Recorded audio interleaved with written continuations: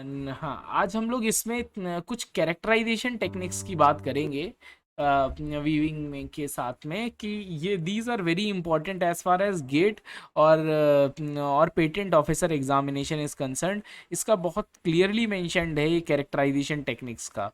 तो we will discuss some of these things, जैसे कि सेम, ईडीएक्स, स्टेम और ईएलईएस। तो इनके बेसिक्स के बारे में जानेंगे। दूसरा, हम लोग इस लेक्चर में इन चीज़ों को डिस्कस करेंगे कि what is the basic use of characterization. हम लोग कैरेक्टराइजेशन क्यों करते हैं टेक्सटाइल्स में, और कैरेक्टराइजेशन का क्या बेनिफिट होता है, और कौन कौन से कैरेक्टराइजेशन किस यूज़ के लिए किए जाते हैं, उन चीज़ों के बारे में हम लोग इस वीडियो में डिस्कशन करेंगे। तो बेसिकली अगर हम लोग फर्स्ट बात करें, SEM scanning electron microscopy. Microscopy का बेसिकली मतलब क्या होता है कि as you know microscope it is used on the areas that can not be seen with the naked eyes. जो चीज़ आप अपने आंखों से नहीं देख पाते हो वो आप माइक्रोस्कोप की हेल्प से देखते हो, as we all know these things. तो but what is the use in the as far as textile and material science is concern. तो हम लोग इसमें टेक्सटाइल को कैसे रिलेट करते हैं।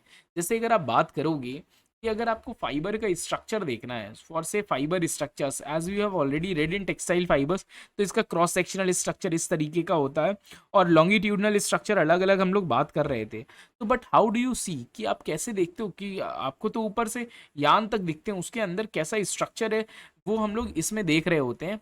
इसमें अगर आप एसएम में बात करोगे तो 100x, 100 टाइम जूम से लेके 10,000 टाइम्स जूम तक हो जाता है। अगर आप किसी भी चीज को 10,000x तक जूम कर रहे हो, इवन 1 लाख x तक भी जूम किया जाता है, तो उसमें फिर आपको बहुत नैनो स्ट्रक्चर्स दिखने लगते हैं, जो फाइबर के अंदर बहुत नैनो स्ट्रक्चर्स। आप किसी भी चीज़ की कोटिंग कर रहे हो तो उसके उसके पार्टिकल्स आपको वहाँ दिखने लगेंगे। तो ये to see the morphology and the structure and all these things of the fibre और द फैब्रिक, तो हम लोग इस तरीके से माइक्रोस्कोपी का यूज़ कर रहे होते हैं। अगर ऑप्टिक, इसमें देखिए अलग अलग टाइप्स ऑफ माइक्रोस्कोपी है। ऑप्टिकल है, इसमें विजिबल लाइट को यूज़ करते हैं। Visible light as we know this is in VIBGYOR system. तो विजिबल लाइट कहाँ से कहाँ तक होती है, 400 to 700 नैनोमीटर्स तक। ये इसको यूज करते हैं to magnify images of small sample, छोटे छोटे सैंपल्स को यूज करना। इलेक्ट्रॉन बीम में क्या करते हैं, इलेक्ट्रॉन को आप एमिट करते हो, इलेक्ट्रॉन एमिट होता है, फिर आपको वो दिख रहा होता है एक beam, electron beam is emitted, और तब आपको वो स्ट्रक्चर्स दिख रहे होते हैं। स्कैनिंग प्रोब्स क्या करते हैं, forms images of the surfaces using physical probe that scans the specimen. Scanning probe जो आपको स्कैन कर रहा होता है। अगर हम डिफरेंस की बात करें इलेक्ट्रॉन माइक्रोस्कोप और ऑप्टिकल माइक्रोस्कोप में क्या डिफरेंस है, तो उसमें अगर आप कैलकुलेशन करोगे तो आप इसमें देखोगे कि इलेक्ट्रॉन माइक्रोस्कोप जो है वो उसका मैग्नीफिकेशन ज़्यादा है एज कंपेयर टू आपके ये वाले माइक्रोस्कोप से, लाइट माइक्रोस्कोप से। इसमें 1 लाख x टाइम जूम हो जाता है, रेजोल्यूशन भी आपको नैनोमीटर्स में मिल रहा होता है। इसमें क्या डिफरेंस है, बेसिकली ऑप्टिकल में आपकी विजिबल लाइट जा रही होती है, और इलेक्ट्रॉन माइक्रोस्कोप में यहाँ पे इलेक्ट्रॉन बीम से एमिट होता है।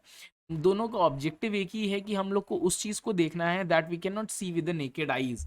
तो हम लोग उन्हीं चीज़ को देखेंगे। फिर अगर हम लोग आगे बात करते हैं, अगर आप आगे कैलकुलेशन करोगे, जैसे ये आप देखिए optical microscope image of nano fibres. ये देखिए ऑप्टिकल माइक्रोस्कोप से हम लोग ने इसको देखा है। These are the structures that can be seen, इस तरीके के आपको स्ट्रक्चर्स दिख रहे हैं। दूसरा, अगर आप इसी चीज़ को सेम इमेज से देखोगे तो आप यहाँ देख रहे हैं कितने क्लियरली आपको स्ट्रक्चर्स दिखाई दे रहे हैं। This is the basically difference between the optical microscope and the scanning electron microscope. Electron beam आती है, आपका रेजोल्यूशन बहुत हाई है, तो यहाँ पे आप पिक्सल्स देख रहे हो, these are very high pixels. इसको जूम किया गया है 4000x पर। तो दिस दीज आपको ये नैनो स्ट्रक्चर्स फाइबर्स आपको दिख रहे हैं यहाँ पे किस तरीके से नैनो फाइबर्स का फॉर्मेशन हुआ है। तो if we discuss about electron microscope, तो इलेक्ट्रॉन माइक्रोस्कोप का यूज़ कहाँ है, इलेक्ट्रॉन यूज़ कर रहे हैं टोपोग्राफी, मॉर्फोलॉजी, कंपोजिशन और क्रिस्टलोग्राफी इंफॉर्मेशन। ये आपका आएगा थ्योरेटिकल क्वेश्चन में आपका आएगा, जो 15 to 20 मार्क्स का आपके एग्जामिनेशन में पूछा जाता है कि ये electron microscopy, write a short note on these characterization techniques. तो इस तरीके की चीज़ें पूछी जाएंगी, मॉर्फोलॉजी, और इसको समझना थोड़ा इंपॉर्टेंट है। इसमें आप इलेक्ट्रॉन्स का ही क्यों यूज़ करते हो, इलेक्ट्रॉन्स का यूज़ इसलिए करते हैं क्योंकि पार्टिकल वेव, इलेक्ट्रॉन को आपने देखा है कि they behave as a both particle nature, आपने E is equal to H C by lambda, ये पढ़ा था कि ये इलेक्ट्रॉन्स आपके पार्टिकल नेचर और वेव नेचर दोनों फॉर्म में एग्जिस्ट कर रहे होते हैं।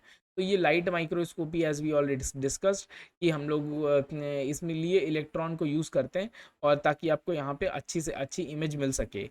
इसमें इस स्कैनिंग इलेक्ट्रॉन माइक्रोस्कोपी में आप सिर्फ सरफेस देख रहे होते हो, और टेम में आप क्या करते हो, स्कैटर्ड इलेक्ट्रॉन स्कैटर्ड होते हैं और आप उसके अंदर के स्ट्रक्चर को भी आप देख सकते हो उसमें।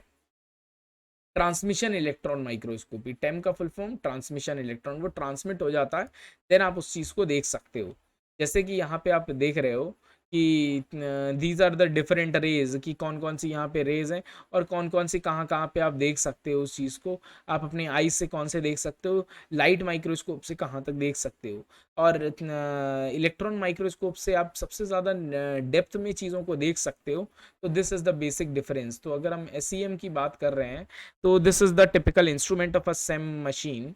तो सेम का स्ट्रक्चर आपको कुछ इस तरीके से दिखाई देता है, और इलेक्ट्रॉन बीम आती हैं, इलेक्ट्रॉन बीम एमिट करती हैं उसमें, और देन हम लोग उसको देख सकते हैं। This is the typical history कि किन्होंने इन्वेंट किया था इसको, 1938 में फर्स्ट सेम को वो इन्वेंट किया गया था।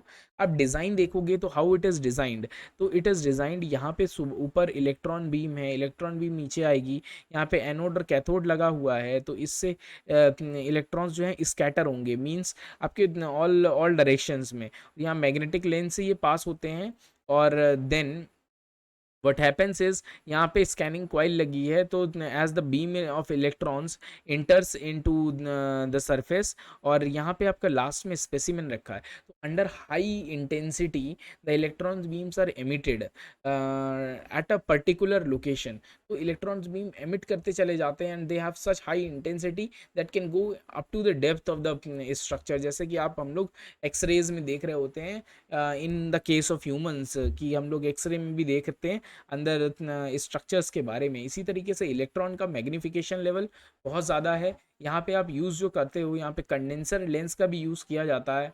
Why this condenser lens is use, so that it gets magnified, the lens, the objective of the lens is to magnify, और the beam travels through a vacuum, means आपको वहाँ पे environment जो होता है वो vacuum environment हो रहा होता है, और स्कैटर्ड जो इलेक्ट्रॉन्स होते हैं वो यहाँ पे स्पेसिमेन में आते हैं और बीम स्कैन कर देती है, और दिस इज़ हाउ दी, और वो जो डिस्प्ले है वो हमारा रिकॉर्ड हो जाता है स्कैन करके, आपका एक कंप्यूटर जनरेटेड सिस्टम में ये चीज़ें रिकॉर्ड हो जाती हैं। This is how this is designed.